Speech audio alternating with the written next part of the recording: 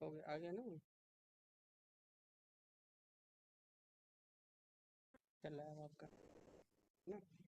और अपना वाला जो है आप, ये कौन सा है? ये, इसका मतलब हम जो खड़े हैं ये आपका एक्टिव है। इसको आप कैमरा बंद रखिएगा, कैमरा मत खोलिएगा। हाँ।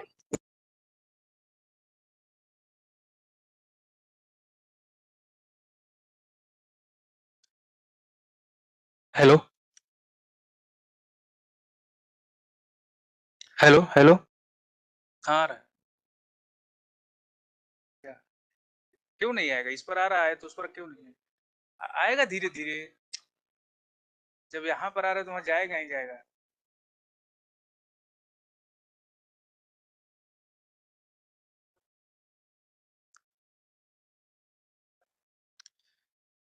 इस पर जो भी है, इस पर पूरा शेयर करा दीजिए स्क्रीन ही।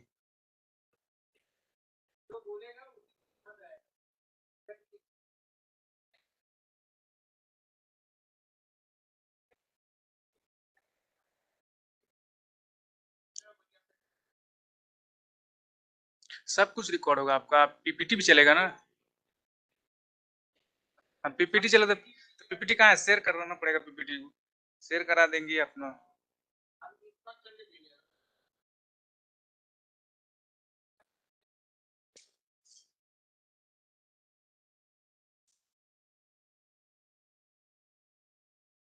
सब आ जाएगा मैम। इस पर पीपीटी आप चलाइए, शेयर करेंगी, जो भी इस सिस्टम पर चलेगा सब आपके यहाँ आएगा। जैसे जो जो पहले डेमो हम आपको दिखा दे रहे, जो जो आपको चाहिए मान आप लीजिए देख ये लीजिए। पीपीटी जैसे मोला हाँ, है ना, चला के दिखाइए। पूरा स्क्रीन शेयर करा दीजिए हम्म एक ही बार में। लगा के वो आप देख लीजिए कैसे झंझट क्या खत्म आएगा। हो हाँ, जाएगा। जी जी, मैम का वो जो पीपीटी यही चलेगी। ये रहेगा कि ये डेमो हुआ है ना। लगाइए। इसको छोड़ दीजिए। स्क्रीन शेयर कर देते हैं। कौन सा है मैम? अच्छा मतलब नहीं, स्क्रीन आप शेयर करके देखते हैं रिकॉर्डिंग खुल अभी जाए। मत लगाइएगा, उस समय ध्यान से लगा दीजिएगा। ठीक, स्क्रीन शेयर हो गया आपका।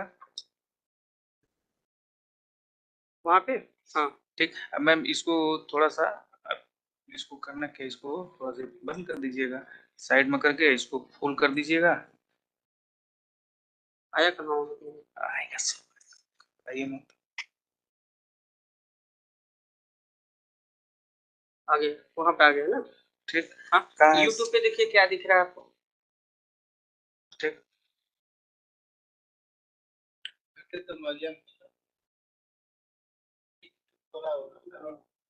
ठीक। आप आएंगे ना भैया?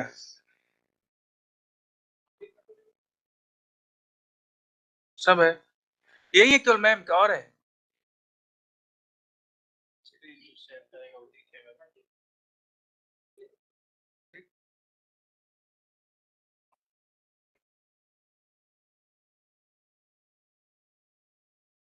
हम अभी आते हैं, तो अब चालू कीजिए। कहाँ जाए?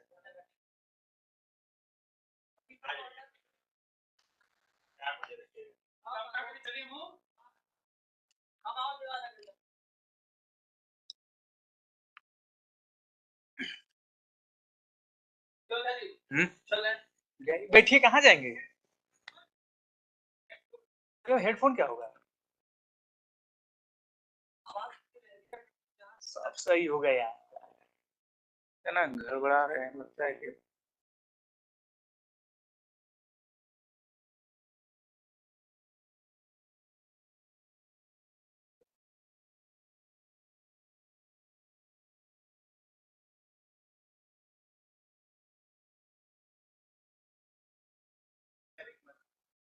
हम्म।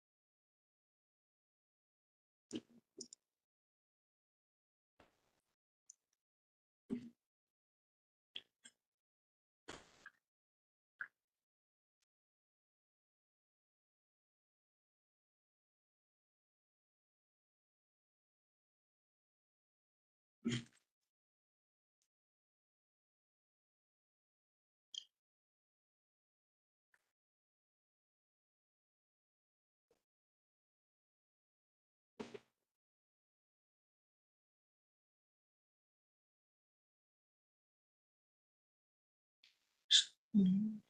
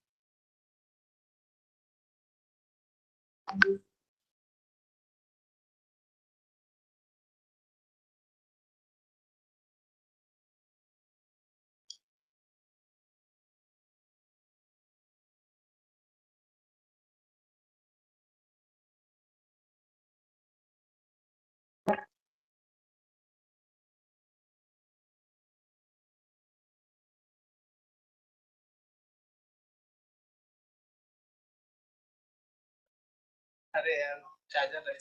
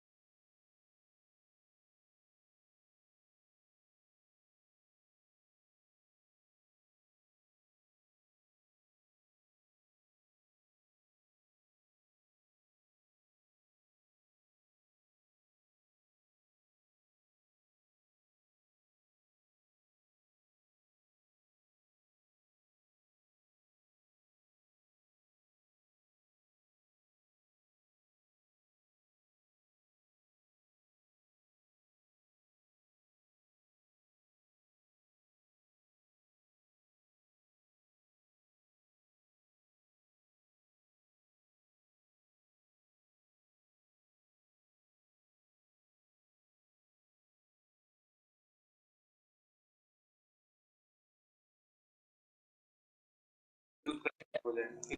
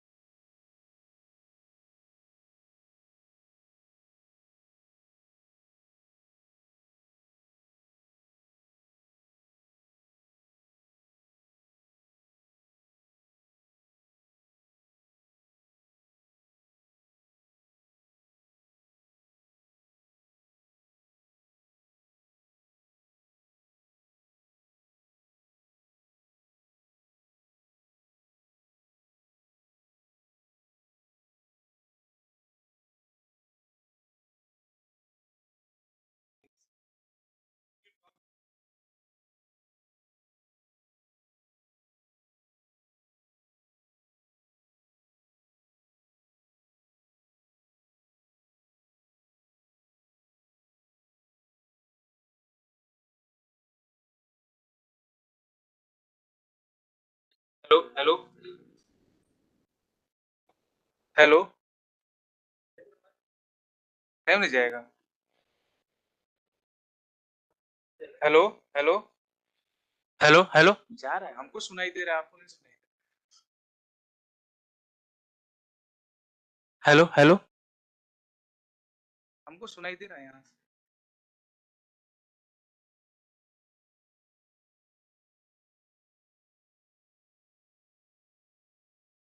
Hello hello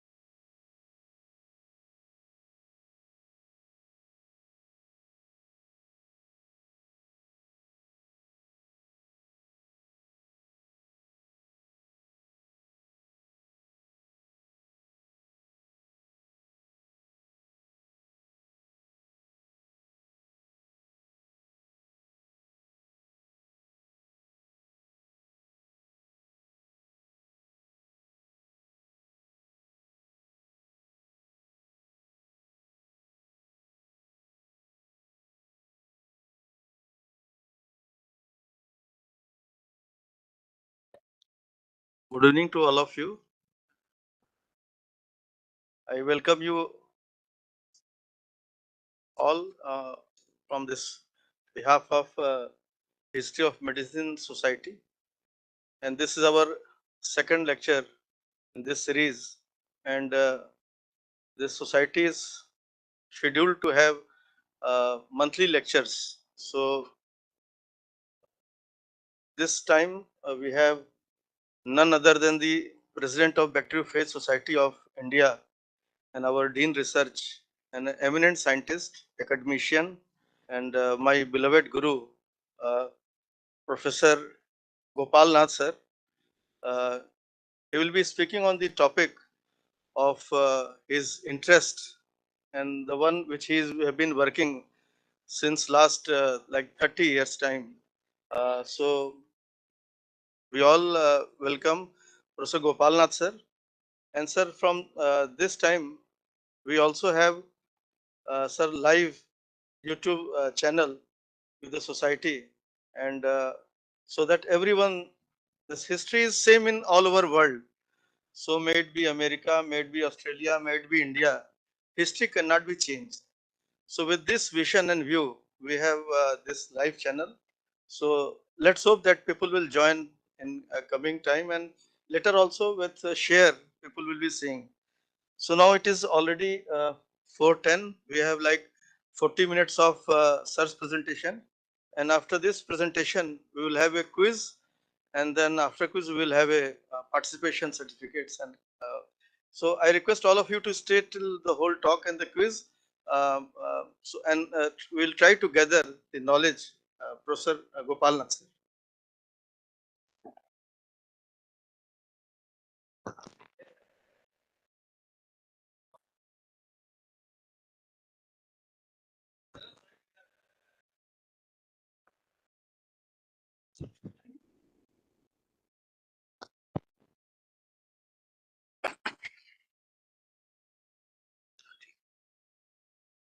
So thank you very much. And actually, history of medicine is a great step we have started, and whatever we know since the beginning of the civilization, everything is history.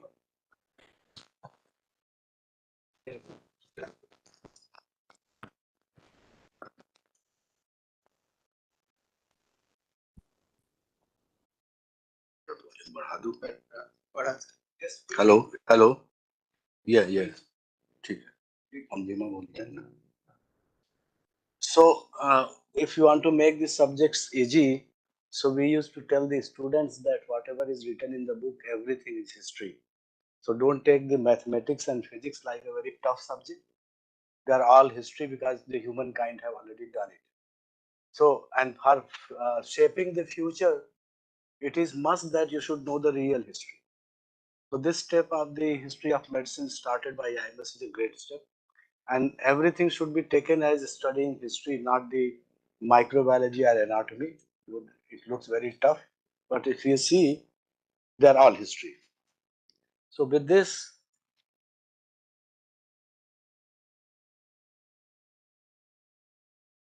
so I shall be speaking on this topic with special reference to strange history of bacteriophage therapy. And fortunately, it started from India only. And then the biggest clinical trial was also done in India.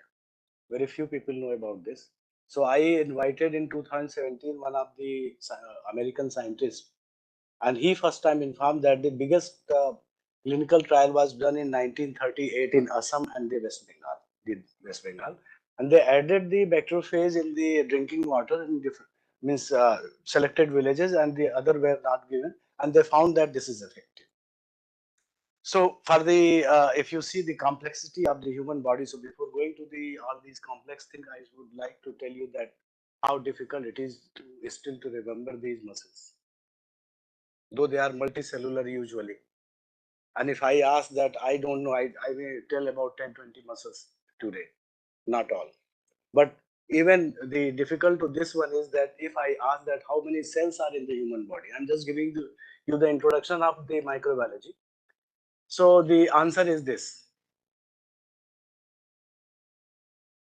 and total 30,000 genes are expressed from the human body, and total numbers are 10 power 13. So 4.5 years we used to teach about the body, physiology, anatomy, biochemistry, and microbiology is being taught only 365 days, that too maybe 200 days. But the number is this. What may be the approximate number of microbes in and on a human body? 10 times more than the human cells. That is 10 power 14.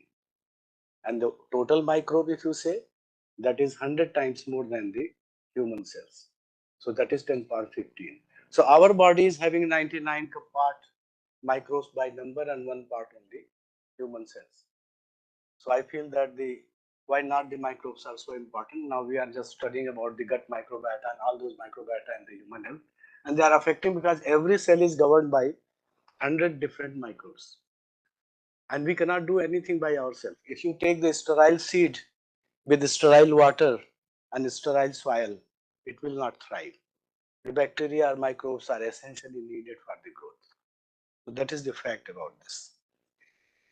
So we are having we know that these are the normal flora of our body and usually they are helping us, but sometimes they are causing problem to us. So we are having two extraneous factors to deal with the bacterial infections. One is antibiotic, another is the bacteriophage. And you know the in nature, so the research can be better done by exploiting the processes which have evolved in the natural evolution, not by human effort that you are just trying to have the synthetic molecule that this and that is immediately taken over by the nature. So these antibiotics and bacteriophages are basically the natural process in the natural evolution process. Antibiotics are signal molecule to protect the bacterial biofilm at sub-inhibitory concentration. So basically they are destined to make the biofilm. Any single cell, any single body, maybe bacteria, maybe virus, everybody wants to make a cumulative effect that they want to make a family. That is biofilm. For survival, it is always better. And we are also making, we are IMS family here right now. Then bacteriophages, they are basically genetic engineer of the bacteria. So that whatever adverse conditions are coming, they are modifying genetically to have the hundreds and thousand types of variants, and any of the variants will be able to survive the harsh condition. That is the basic thing which has been already present in the nature. So how we got the antibiotics first time? That by random observation that there are certain molecules which are inhibiting the bacterial growth, maybe produced by the fungus, and then bacteriophages I shall be telling you. So these are the for the UG. Actually, I am having this. So just mnemonics for this: antibiotics acting on cell wall, antibiotics acting on the cytoplasmic membrane, antibiotics acting on this protein synthetic machinery. If you want to remember, there is the mnemonic, and then the antibiotics acting on DNA and on RNA, and this is on the anti-metabolites in the cytoplasm. So these are the total groups because there is difference in the structure of these cells of the bacteria than to the human being. So we are exploiting that there are certain molecules which are going to affect selectively to the bacteria, but sometimes they are also affecting the human cells. Like all these molecules which are acting on the cytoplasmic membrane, usually they are cytotoxic. Cholesterol is one of them. Triazoles, polyenes, polymyxin B and polymyxin E. You know that they are renal toxic because they are acting there. But none of the antibiotic is safe. They somehow, somewhere, they are acting on our cells also. So there are a total of 26 different molecules, and you can see that from where they derived. Actinomycetes, other bacteria, fungal origin, and synthetic. These are the total classification of the antibiotics. Synthetic molecules, though we have, but they are having means they are not very successful because the bacteria do develop the mechanism very fast against the synthetic molecule. So this is the evolutionary means development of the different antibiotics, and you can see first time we started using antibiotic penicillin in 1940. Next year we got the resistance development, and majority of the antibiotics you can see were developed in 1940 to 1970. Later, we are having very few molecules, and pipeline is almost dry. For taking any antibiotic molecule in the clinical practice, it takes 20 years. All those in vitro studies, preclinical studies, clinical trials, then only it is coming to us. So 20 years is a long time. And bacteria develop the antibiotic resistance on the next day. So this is this story. And this is why we have to bother about this. But most important is that we started using most of the antibiotics in 1940 or onwards. Only some synthetic molecules like sulfur drugs were used earlier. But before that, if anybody is having the infection, what was the fate? Before 1940? Any First World War, any injury, staph aureus infection, the they have soldiers have to die. There was nothing with us. Even the first time penicillin was used, one of the soldier, but he died because there was no enough dose. So that has happened. And the antibiotics, the bacteria are very smart, very smart than the human being. And then that's why they are having all the mechanism, whatever we are applying. So we must have and we have to make the balance between the two. So, but before that, what was happening? People were just looking for something that can help us. So that started from in India only. So you can see this is the journey of the antibiotics and end of the road. Very few molecules have been added later on after 1980. And there are bacteria which are resistant to all the available antibiotics. This is the fact. And we are watching patients dying in the ICUs and many places.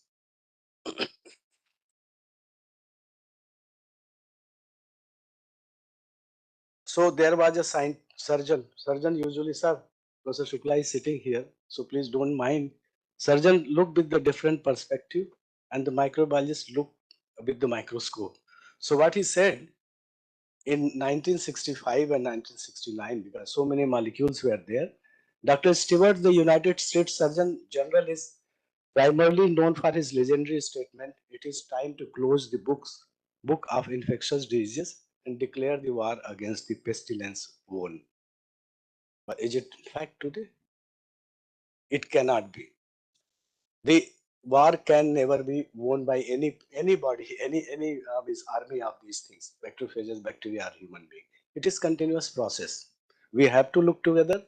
Basically, we are beneficial to us. Sometimes they are causing. So basically, we have to control. We need not to eliminate them. So war is always going on. And the same thing was said by other one also. So you can see the death because of the antibiotic resistance in 2019. Antibiotic resistance is directly causing death in 12.7 lakh people globally. And death associated with antibiotic resistance, 49.5 lakhs. HIV AIDS, 8.6 lakhs. Malaria, 6.4. So this is the extent or magnitude of the antibiotic resistance which we are facing today.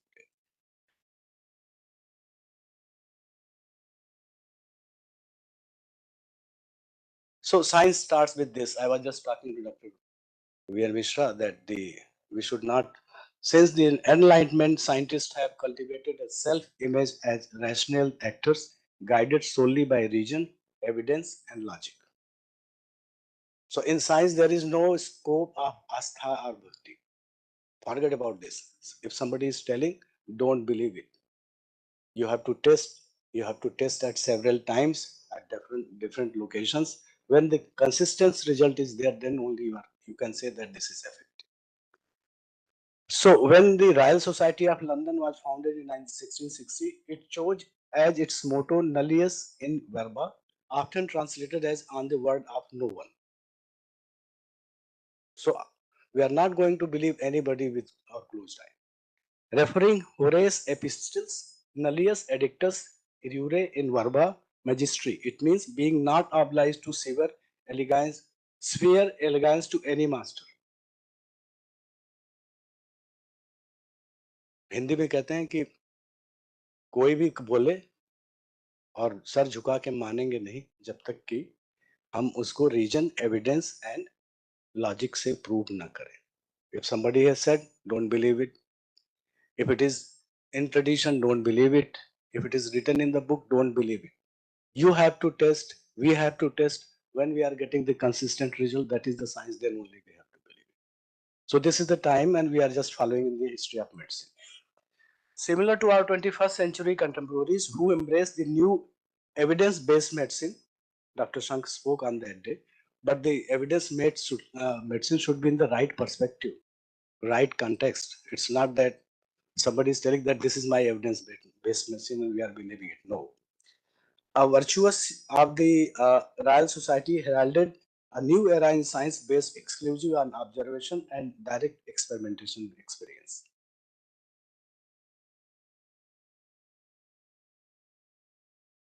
So this is the basically discovery of bacteriophages. If you know, there was a scientist, Henkin, and he was just traveling across the Yamuna and Ganga. He found that the people who are drinking the river water, there was less mortality, less morbidity due to cholera than the people who are staying far away and not consuming the river water. So he concluded, because of many regions, that he found in Agra that there was reduction downstream, there was reduction in the count of the Vibrio cholerae than in the city. So that there was a huge number of the Vibrio cholerae contamination, but after that there was cleaning effect because of the bacteriophages.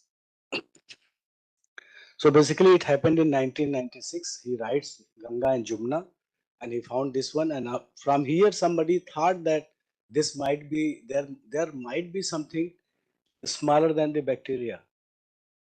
Before 1880, nobody was believing that there are small structures which are 1 to 2 micron in size. So there was no microbiology department. There are so many people sitting, and the person who the surgeon operating this one, they were not knowing that why their patient is dying, why tuberculosis is killing the patients. There was nothing with us. It was the microscope. That's why I was telling that we should have a talk on the history of microscopy also, because that is the basic issue which has given the different perspective to the whole medicine. और हिंदी में कहावत है, नजरिया बदल दीजिए नज़ारे बदल जाएंगे. अगर आप माइक्रोस्कोपिकली देखने चलिए तो आपको लगेगा कि दुनिया डिफरेंट है. So that is the very basic component of the medicine along with so many important things. So let us see the history of this one. The bactericidal action of the waters of Jumna and Ganga in Vibrio cholerae, he writes like this. Ernest Hunbury Henkin, in 1896, he found water source Jumna River near Agra 10 power 5 per ml, and 5 kilometers downstream there was the count of 10 power 2 only, and there was a reduction in the Vibrio cholerae count downstream, and some factor was acting, but there was a lot of history about behind this. We'll come to know about this. The bactericidal action of the water of the Jumna and the Ganga on Vibrio cholerae, and experiment he did was that he mixed the filtered water in the bacterial growth of the Vibrio cholerae, and he found that there was reduction in the number in vitro also. So he concluded that there is something in the water. We Indians, we are the Jagat Guru and we are the Vishwa Guru, but all these findings have been observed by the outsiders only. Why we are not doing, I don't know. So this is the fellow taught. He observed glassy, clear areas in the colony of Staphylococcus. Could not be cultured independently. It was growing only with the bacteria. It could be serially transferred and propagated on new bacterial colony, but not on dead bacteria. So they were thinking that this might be amplifying enzyme. But why it was propagating along with the bacteria only? He could observe, but he did not pursue for long this research. But because he was British, so there are two groups. So Britishers were having the upper hand at that time in the beginning of the 20th century. So every finding, everything they were propagating that they have found it out.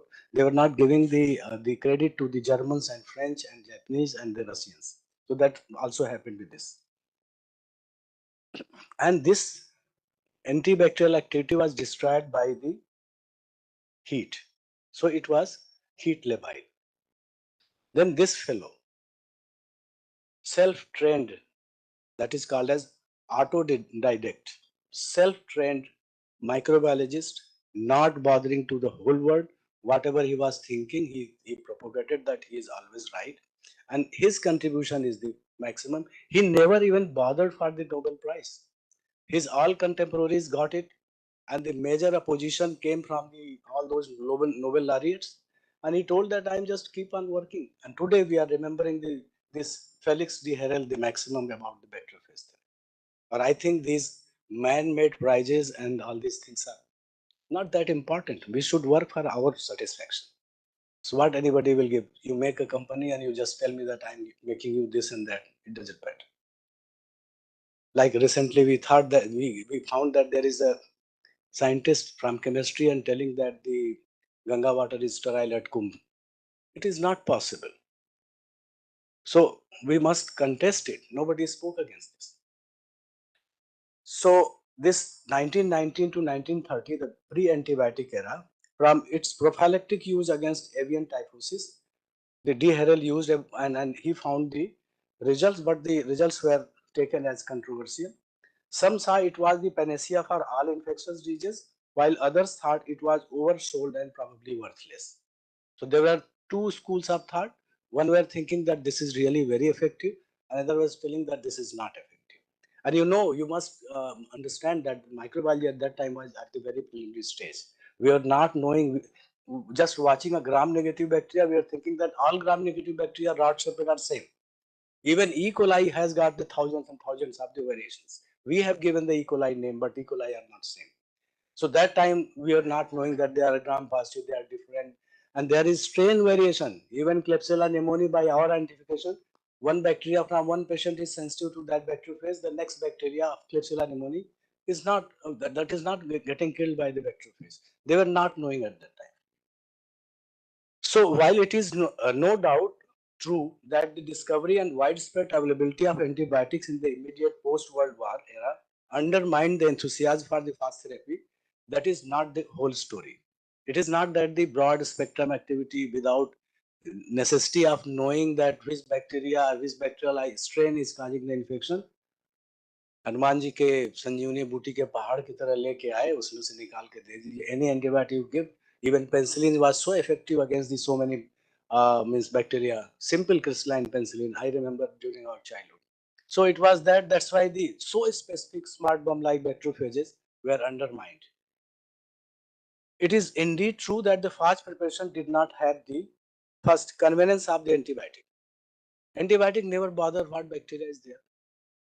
It is the bacterial infection. If the physician is convinced, he will give and he will get the cure.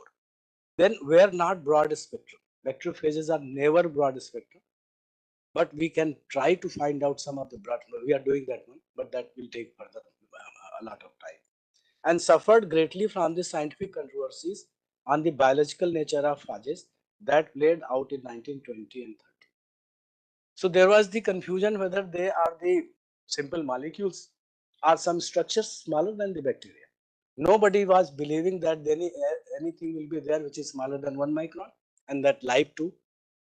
Viruses, we could be convinced in 1945 after the discovery of electron microscope. Before that, we were not knowing that there are viruses. We are all the time talking about corona, AIDS, this, that. So it is not long away. Very means in the recent past we have got it. But what the other more subtle reason for this decline, we have to find out. This is the fellow. And he was very close to the Fage Church group. What is Fage Church? Fage Church refers to the informal group of scientists including Max Delbrück, Salvador Luria, and Alfred Hershey. You must have heard the Luria and Hershey experiment, Delbrück's experiment. So they were used the bacteriophages as a genetic tool for so many things, and they really give very significant findings. But they were sure that bacteriophages cannot be used in the therapy, and he was one of the close of that group. His name was Stent. A key figure of Max Delbrück's Fage Church provides a compelling argument against the effectiveness of fast therapy. And in 1963, he wrote a monograph. What he writes? First, he suggested that it advocates very scientifically sloppy. Many physicians manage to convince themselves, clearly implies that These physicians even referred to as converts, suggesting religious than the national analyst, were guilty of wishful thinking rather than clear-eyed scientific judgment. So he's telling that they were just having the astha-based belief that the phages are really working, and there was no scientific reason, no logic. Second, Hindi में इसका अनुवाद है, सबसे पहले उनका सुझाव है कि इसके समर्थक वैज्ञानिक रूप से लापरवाह थे। कई चिकित्सक खुद को समझाने में कामयाब रहे का स्पष्ट अर्थ है कि ये चिकित्सक यहाँ तक कि धर्मांतरित भी कहे जा सकते हैं, जो तर्क संगत विश्लेषण के बजाय धार्मिक विश्वास का सुझाव देते हैं, स्पष्ट वैज्ञानिक निर्णय के बजाय इच्छाधारी सोच के दोषी थे। इनके एक एक शब्द पे you have to just. So that was the story that time, and he wrote in a book. Second, Stent associate phage therapy with the medicine of the American World War II enemies. See, he connected the phage therapy with the World War II enemies, and who were they? Italy, France, Japan, and USSR. And then phage therapy was somehow taken as un-American. So anything un-American was not accepted by the West world. Third, even today, phage therapy persists, suggesting an outdated technology found in out of the way places. So out of the people who are practicing the phage therapy, they are out of place people. So that these three things was propagated by the Stent. With the authority and not a little humbles, Stent proclaims that chapter to be fairly considered closed, as that surgeon told in 1969. He also tells in 1963 that this chapter should be closed. This is the part of the history. But history is having so many things. If you are doing really good work at the Institute of Medical Sciences, so there will be very many enemies. Whatever he's saying is wrong. And they will be just telling on the personal basis. They will be telling on many other ideological basis, geographical basis. And all these divisions are there. This is the human mind. They will keep on doing this. So in both the cases, you can see in the antibiotic also, in this case also, somebody suggested that now the book should be closed. So Stent's verdict on phage therapy had its root in the early controversies in phage research. There was some problem, the lack of understanding of phage biology. Now we know a lot about the phage biology. At that time we were not knowing. The inherent difficulties of evaluating therapy in human clinical trials. So the concept of clinical trial also came very late. We are now having the randomized double-blind placebo-controlled trials. But at that time, people were not thinking, they started thinking that that should be done. This history is as personal as scientific. From the very discovery of phages, this field has seen personal attacks, disputes of priority, massive egos, and international politics. Even when I started working in IMS about the phage therapy, I got a lot of personal attacks. I'm talking of 2005, 6, 7, 8, telling all these is fail and this fellow is just unnecessarily doing all this research. All of these are the part of the rocky history of phage therapy. The very discovery of phage was the subject of prolonged dispute between the two camps. One camp was Felix de Herel, French Canadian. French plus Canadian, not American, not British. Autodidact, who was the first to identify bacteriophages as virus that infect bacteria, aligning with our current understanding. This was the person who first time said that they are the smaller living structures than the bacteria. In 1916, while working as an unpaid volunteer at the Pasteur Institute, de Herel discovered crucial facts about the bacteriophage that observed in the filtrates of dysentery fluid. And luckily, you'll be happy to know that de Herel visited thrice India. The British government at that time invited him to control the plague and the cholera, and also in Bombay he was invited for some probably animal this one, and he tried there. On the opposing side were the supporters of Frederick Twart, a distinctive British microbiologist known for his observation of transmissible Gracie transformation in bacteria. However, Twart did not pursue further research based on his initial findings. In the early controversies surrounding his work, he was represented by an unexpected advocate, the Nobel laureates. So opposite side, there were so many noble laureates, and this poor Felix de Herel was alone. But he was fighting. Somewhere he was wrong also, making statement. This is Jules Bordet. You might be knowing about the discovery of the Jules Bordet. He first time invented the antibodies and told that the bacteria are lies by because of the antibodies. So he told that the bacteriophages are doing nothing. It is the antibody which is lying. It might be certain enzymes which are doing this job. So Joule got the Nobel Prize for his work on immunity based on the lysis of bacteria by antibodies, not phages. Undaunted, the iconoclast de Herel, in his second monograph on phage, boldly challenged the famous Bordet, director of the Pasteur Institute in Brussels, by describing Bordet's work as the history of an error. But he was wrong here. It was antibody do this. So because there were two groups, opposing groups, so that's why he made this statement. This affront did not go unnoticed. Bardet and his protege, Andre Gracia, launched a nearly decade-long campaign against de Herel and his research. They disputed de Herel's view of bacteriophages as viruses, believing instead that they were merely induced lytic enzymes. There is nothing like living molecule. Additionally, they claimed that Frederick Schwartz had made his discovery first, challenging de Herel's priority in the field. So they are not ready to accept the priority or de Herel as number one. This is another issue. This is human nature. De Herel strongly contested the prevailing views that he lacked significant institutional support because the Nobel laureates were not to his side. Our subtle approach. In 1931, he resorted to the court in Paris to compel the editor of the Annals of Pasteur Institute to publish his challenge for scientific duel against Bordet. Surprisingly, the majority of scientific community at the time, including all the standard textbooks, supported Bordet's idea of phage as a self-perpetuating lytic enzyme. Because Nobel laureates were telling, so that's why it was true. In India also, please don't mind if Jagat Guru and the Vishnu Guru are telling that that is the right thing. We need not to test on the scientific ground. We should not, we must not.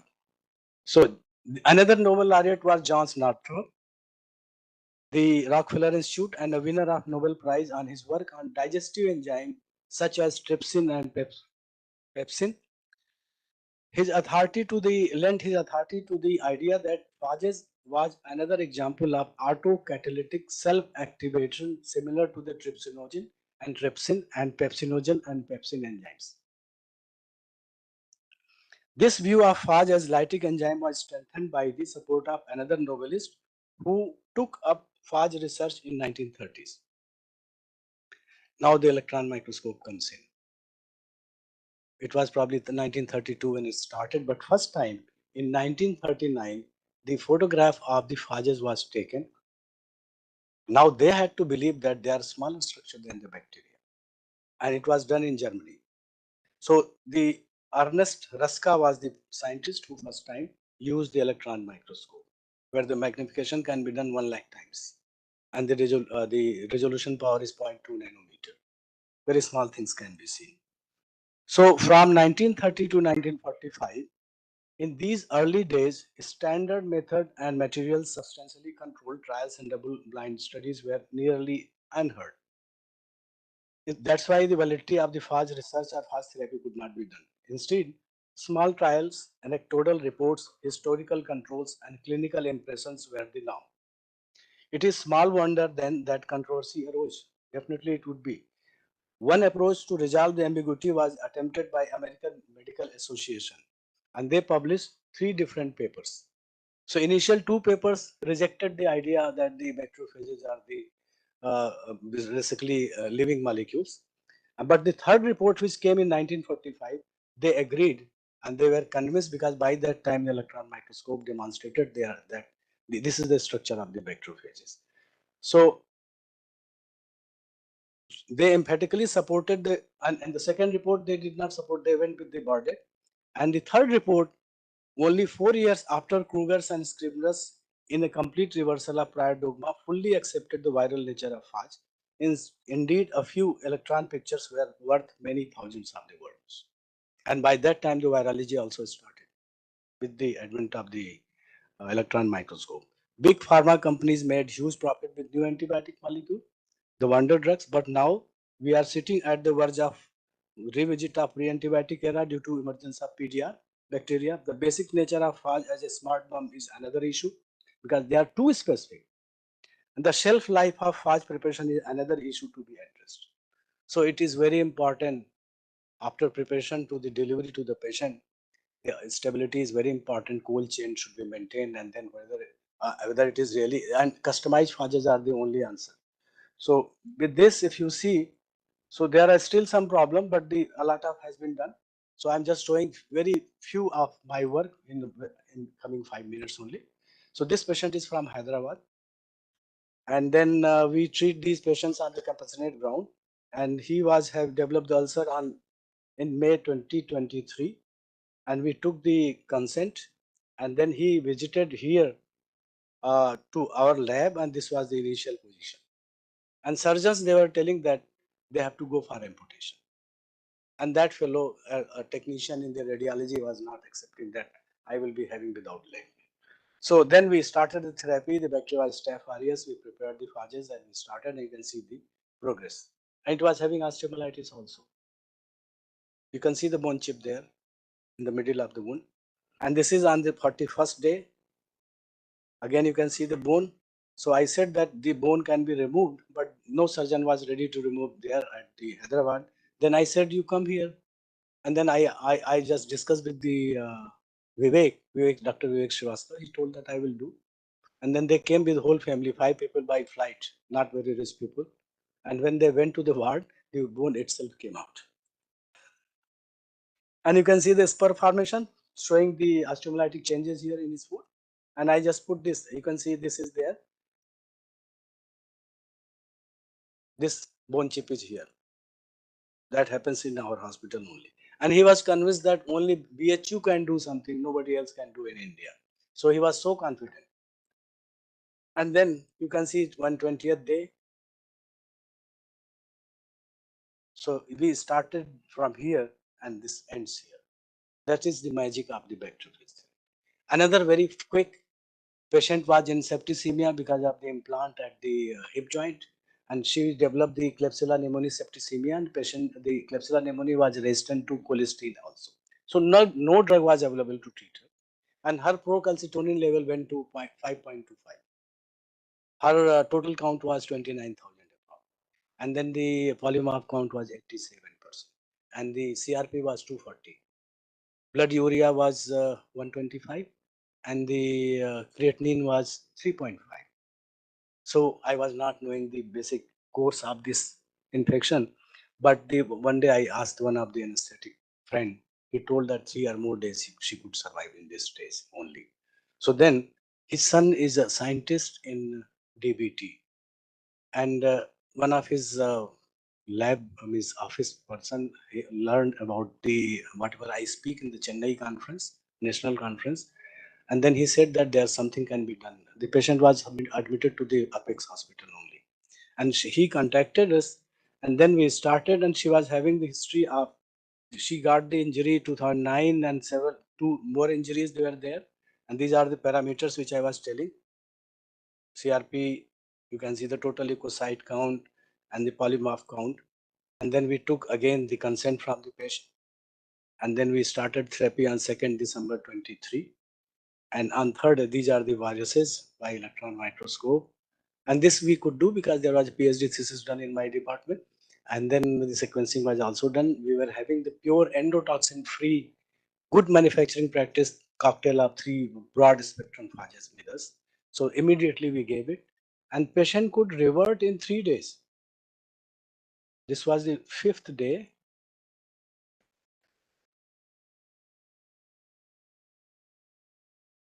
Total leukocyte count remained the same. That was a bit lower.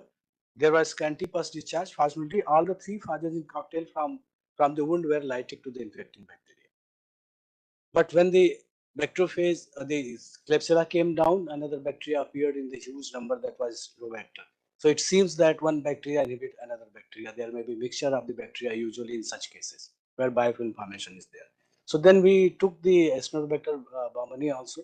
We prepared the phages. Already phages were there. We just prepared on this. This is the wound condition on 7th December. And then on day 7, you can see the procalcitonin level came down normal. And then hemoglobin again rose, blood urea came down 36, serum creatinine 1, CRP is still high 71, but this is much lower than 240. The new isolate could be confirmed abnormally, and then we tested 10 purified bacteriophage against it, and then again we gave this one. When the blood parameters came down, the surgeon decided to open the wound, and we were simply irrigating the side with the bacteriophage cocktail. So, because time is not that much, so I'm just rushing.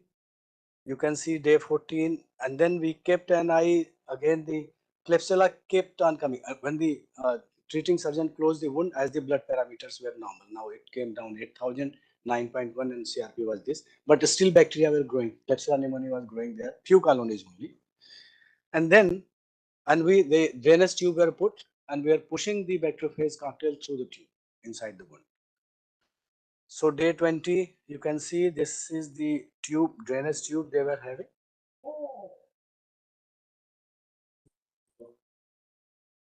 And you can see how much discharge is coming like this. And this is the wound condition. This is the collection is still sterile fluid to 120 to 150 ml coming daily. And then you can see all these parameters are normal now. But we kept on giving the bacteriophage up to 152 days till 7 days before this wound site became totally sterile.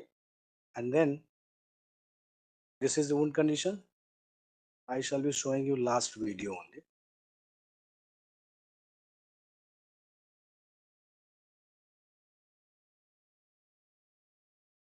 Seven wound swab collected on alternate day were found sterile, and we start the fast therapy on 17/4/24. We started the journey on 2nd December. And then this is the, now she can walk. She was having very healthy wound, and she is all right. Otherwise, no antibiotic was working. If his therapy was not there, she was not going to survive. And this was the course. So with this, I think I spoke more than 40 minutes. Thank you very much for your patience listening.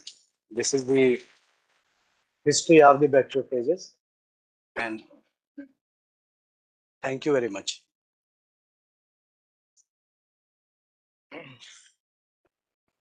I think we have just listened one of the historic talks with so many Nobel laureates in one talk. I have yet to find any such field that maybe more Nobel laureates can come and join the series. Sir, since we are having very short of time, so we'll have a quiz, and before we end up, so quiz, one thing that the students are there to distribute the papers. We have 6 minutes to you, 20 questions. 6 minutes, 20 question. Topic is bacteriophage. So we'll start the time once it is all distributed. So can you please distribute all the papers? Give it here. So please keep your mobile upside down, and the invigilators are next to you. One have invigilator next to you. Yes, sir also. Sir. YouTube को बंद कर दो. So match it, match. So you have to match. उधर मिल गया सबको? Please give it. So we start 5 minutes after you get on the back seats.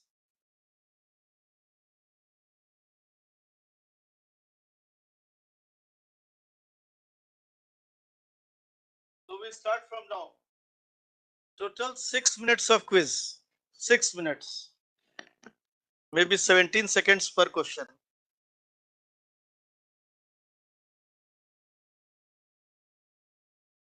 Damni, dekho time.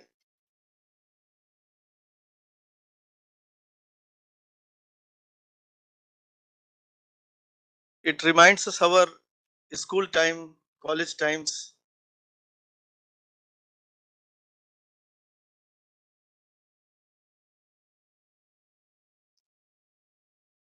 Dr. Naveen, solve your one. Please, no, no, not तीनों. No तीनों, एक एक दीजिए सबको. No तीनों. पेन ले लीजिए. येलो पेन लो. Already you have lost 1 minute.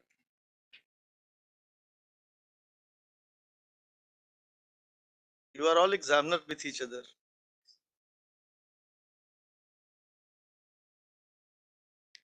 Please keep your mobile upside down and then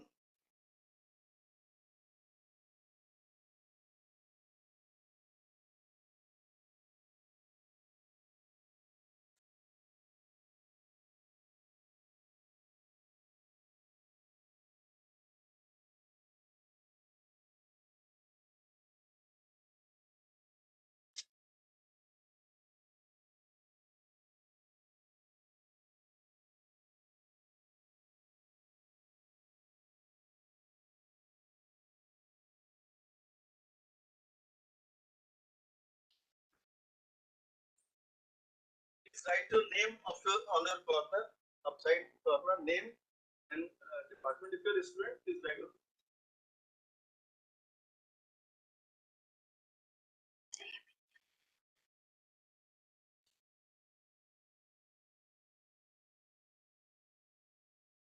left. So 4 minutes left.